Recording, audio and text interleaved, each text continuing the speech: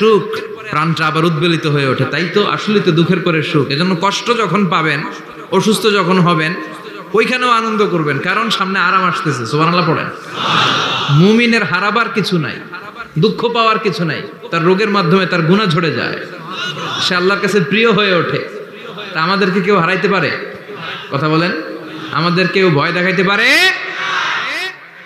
Motivational সূরা, সূরাতুল ইনশিরাহ আর সূরাতুদ দুহা। এখানে অনেক হিউজ মোটিভেশন আছে। যারা হতাশ, যাদের জীবন ভাল লাগে না, মরে যেতে মনে চায়, গার্লফ্রেন্ড গালি দিছে, আছে না নাই? আবার বয়ফ্রেন্ড গার্লফ্রেন্ডের গালি দিছে, এ ওড়না পেঁচায়া ফ্যানের মধ্যে ঝুলে আত্মহত্যা করে। কত বড় পাগল! তুই মরলি কেন? গালি দিছে তো কি হয়েছে? হ্যাঁ, বুঝতে চায় না, হতাশ হয়ে যায়। আর বয়স কম তো, ইচড়ে পাকা, অল্পতে কাবু হয়ে যায়। এই সূরাগুলো পড়ে না। এখানে আশার বাণী আছে। আজকে আমি জানি কথা শোনাবো আপনাদেরকে, শুরুতে আগে সংক্ষেপে বলে দিই। এই সূরার মূল কথা হচ্ছে, মানে সেন্ট্রাল থিম বা সাবজেক্ট ম্যাটার সূরাতুদ দুহার কেন্দ্রীয় আলোচ্য বিষয় হচ্ছে নিরাশ হবেন না, হতাশ হবেন না, হাল ছাড়বেন না, ভরসা রাখবেন কার উপর? মুমিনরা নিরাশ হয়, হতাশ হয়, হাল ছাড়ে নাকি ভরসা রাখে? কার উপর ভরসা? কার উপর ভরসা থাকবে? একজনের উপর। চিল্লায় বলেন, তিনি কে? Never lose hope. Every time you feel like you cannot go on, you feel so lost that you are so alone. Don't despair and never lose hope, 'cause Allah is always by your side. Insha'Allah, Insha'Allah, Insha'Allah, you'll find your way. Insha'Allah, Insha'Allah, Insha'Allah, you'll find your way. Every time you feel like you cannot go on, you feel so lost that you are so alone. Don't despair and never lose hope, 'cause Allah is always by your side. Insha'Allah, পড়েন, Insha'Allah, Insha'Allah, you'll find a way. Insha'Allah, Insha'Allah, Insha'Allah, you'll find a way. ঠিক কি না?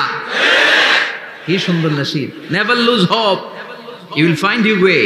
তুমি তোমার পথ খুঁজে পাবে। আমাদেরকে পথ দেখায় কে? আল্লাহ। এজন্য সূরাতুদ দুহার কেন্দ্রীয় আলোচ্য বিষয় হচ্ছে হতাশ হওয়া যাবে না, নিরাশ হওয়া যাবে না, হাল ছাড়া যাবে না, ভরসা রাখতে হবে একজনের উপরে। চিৎকার করে বলেন, তিনি কে? হতাশ যারা, ফ্রাস্ট্রেটেড, আপসেট পিপল, তাদের জন্য, হতাশ ব্যক্তিদের জন্য এই সূরাটা একটা আলোকবর্তিকা, একটা আলোর মশাল। এই সূরাটা পড়লেই হতাশ ব্যক্তিরা মনে শান্তি পায়, আশা ফিরে পায়, দিক ফিরে পায়। ঠিক কি না? এই সূরাটা নাজিল হওয়ার একটা ব্যাকগ্রাউন্ড আছে, শুনবেন। বিষ্ণু ঈসা ইসলামের কাছে যখন ওহী নাজিল হতে শুরু করলো, বিষ্ণু ঈসা ইসলাম ওহীর কথাগুলো পৌঁছে দিতে লাগলেন। যাই নাজিল হতো বিষ্ণুনবী পৌঁছে দিতেন। বিশ্বনবী সাহাবাদের কাছে শেয়ার করে দিতেন, যেটাই নাজিল হতো তিনি পৌঁছে দিতেন, যেটাই। কারণ আল্লাহর আদেশ, ইয়া আইয়ুহার রাসূল বাল্লিগ মা উনজিলা ইলাইক, ও নবী আপনার কাছে আমি ওহী থেকে যা নাজিল করি সব পৌঁছে দেন, একটাও গোপন করা যাবে। আল্লাহর কাছ থেকে বিশ্বনবী যে সমস্ত মেসেজ, ইনফরমেশন, তথ্য, রেভেলেশন ওহী পেয়েছে, একটাও কি বিশ্বনবী গোপন করেছে? সব প্রকাশ করে গিয়েছে, সব শেয়ার করে গিয়েছে। বিশ্বনবী শেয়ার করতে লাগলেন। সকালে যা নাজিল হয় শেয়ার করেন, দুপুরে নাজিল হয় শেয়ার করেন, রাতে নাজিল হয় শেয়ার করেন, শেয়ার করতে লাগলেন। কিন্তু কি অবাক করা কাণ্ড, হঠাৎ করে এই ওহী আসার ধারাবাহিকতা আল্লাহ বন্ধ করে দিলেন। ওহী আর আসে না, আকাশ থেকে নতুন তথ্য আর নামে না। ঘটনা কি? ওহী আসে না কেন? তথ্য আসে না কেন? জিব্রাইল আসে না কেন? কোন বর্ণনায় এসেছে 15 দিন, কোন বর্ণনায় 1 মাস, 3 মাস, এমনকি 6 মাস পর্যন্ত বর্ণনা পাওয়া যায় যে বিশ্বনবীর কাছে 6 মাস ওহী আসে নাই। বিশ্বনবী তো অবাক, ঘটনা কি? ওহী নামে না কেন? আর ওহী না আসলে তো বিশ্বনবী শেয়ার করতে পারে না।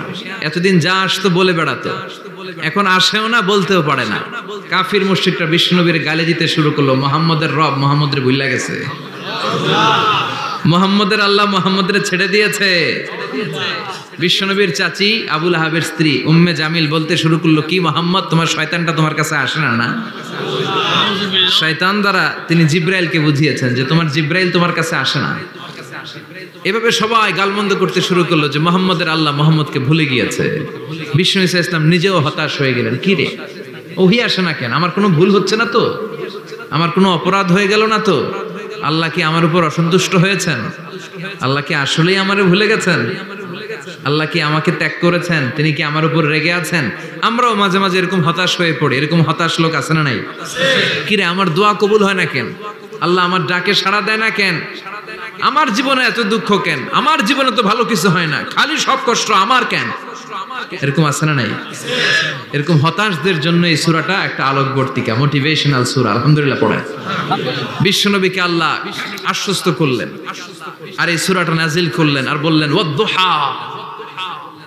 ওয়াদ-দুহা, দুহা মানে আলো, দুহা মানে আলো, প্রভাতের সূর্য কিরণের শপথ। Look up, the sunlight, it's a very beautiful day out there.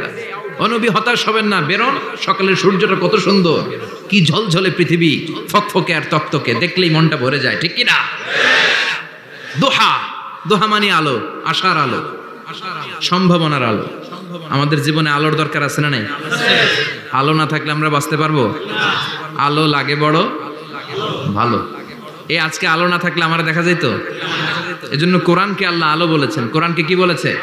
কিতাবুন আনজালনাহু ইলাইকা লিতুখরিজান নাসা মিনাল যুলুমাতি ইলান নূর। Muhammad, I've revealed this holy Quran unto you to lead the mankind out of darkness into the light.